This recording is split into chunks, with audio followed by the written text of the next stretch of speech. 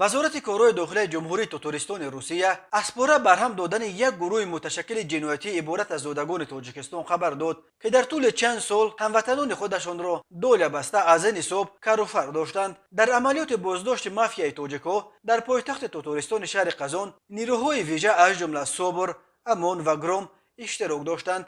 دادگاه ناحیه واحد شهر قزان روز 2 میلیون سال 2022 این 5 نفر را به حبس گرفت. علیشیر مولانوف بنا به فرضیه تفتیشات رهبر این گروه. مولانوف مؤسس شرکت ساتورن سرویس است که با سالن ماشین های اوزدیو در شورای امیتیفسک در یک سراغه جایگیر شده.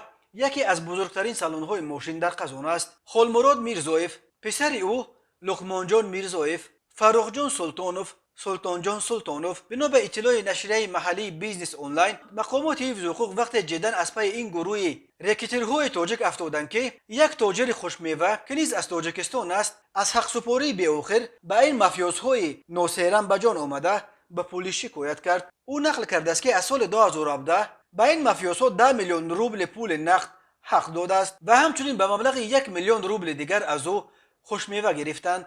به گفته این صاحبکار ریکترها تهدیدش کردند که اگر به آنها عقد ندهد به نزدیکانش از جمله به فرزندان صاحبکار ضرر خود را میرسانند. تاجر از ترس به خاطر امنیت نزدیکانش 5 سال به این جنایتکاران حق سپرده است. بعد بازداشت این ریکترها معلوم شد که این تاجر به جان رسیده تنها نبوده است. اخیراً حق کندن آنها باز از 3 زاده دیگر تاجیکستان آشکار شده است.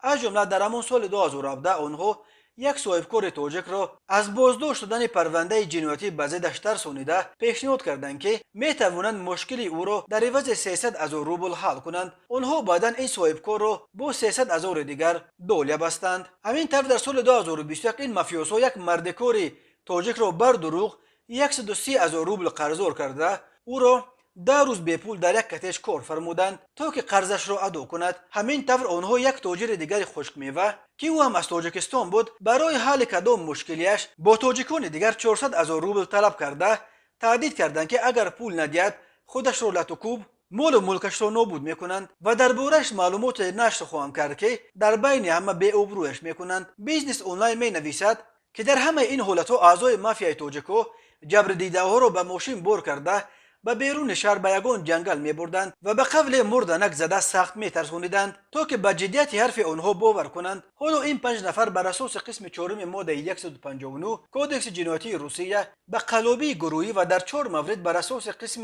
3 ماده 163 به تماجویی گروهی عیبدار می شوند. به آنها برای قلابی همچون جزا تا 10 سال زندان و برای ریکت از 7 تا 15 سال تهدید میکند. این بار اول نیست که گروه های متشکلانه جنایتی تاجیک‌ها در روسیه آشکار و اعضایش زندانی میشوند.